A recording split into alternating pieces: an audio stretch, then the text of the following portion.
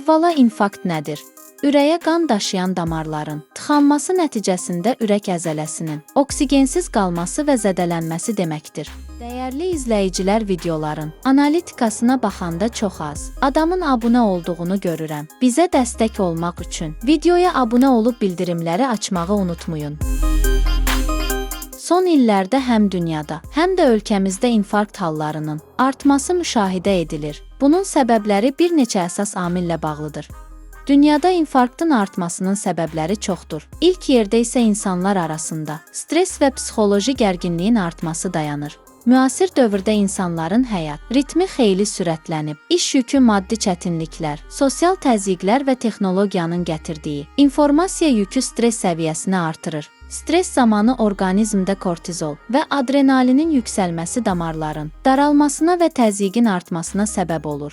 Bu da infarkt riskini artırır.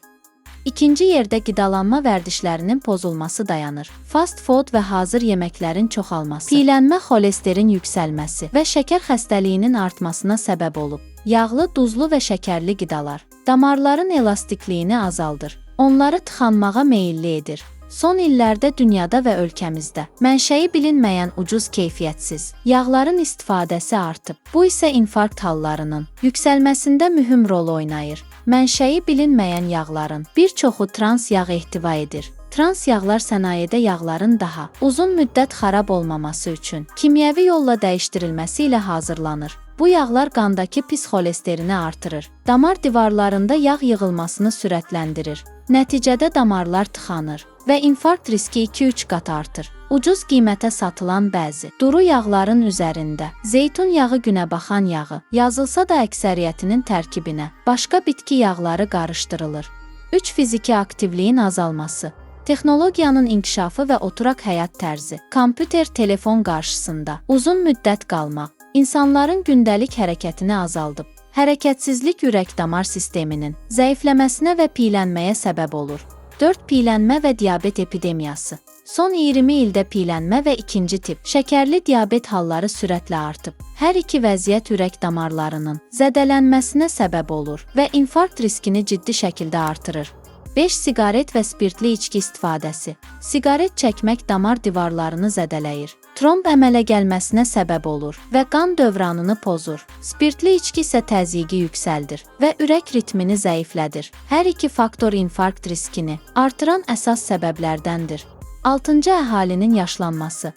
Ümumi dünyada ömür uzunluğu artır. Yaş artdıqca damarların elastikliyi azalır. Xolesterin yığılması artır və infarkt riski yüksəlir. 60 yaşdan sonra bu risk daha da kəskinləşir. Çox insanlar həkimə adətən ciddi şikayət olduqda müraciət edir. Halbuki damarların tıxanması uzun illər simptomsuz davam edə bilər. Vaxtında profilaktik yoxlamalar olmasa, infarkt ani və ağır nəticələr baş verir. Azərbaycan mətbəxi zəngin və dadlıdır. Lakin çox vaxt yağlı, ətli, duzlu yeməklər üstünlük təşkil edir. Belə yeməklər damarların tıxanmasını sürətləndirir.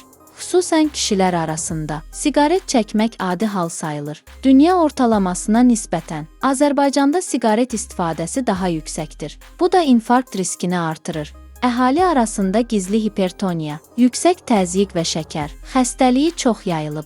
Bir çox insan bu xəstəliklərdən xəbərsizdir və müalicə almır. Diqqətsiz qalan təzyiq və şəkər damarları zədələyir. Dərmanların qeyri-düzgün istifadəsi. Bir çox insan həkim məsləhəti olmadan dərman qəbul edir və ya təyin olunan dərmanları yarımçıq saxlayır. Bu isə infarkt riskini artırır. Sonda infarktın artmasının səbəbi yalnız bir faktor deyil. Stres, pis qidalanma, hərəkətsizlik, siqaret, diabet, hipertoniya və yaşlanma birləşərək ürəyimizi daha çox təzyiq altında qoyur. İnfarkt riskini azaltmaq üçün həyat tərzində dəyişikliklər etmək, mütəmadi tibbi yoxlamalardan keçmək və sağlam qidalanmağa diqqət etmək lazımdır. Faydalı məlumatlar üçün mənim kanalıma abunə olub bəyənməyi unutmayın. Bu videoda bu qədər. İzlədiyiniz üçün təşəkkürlər.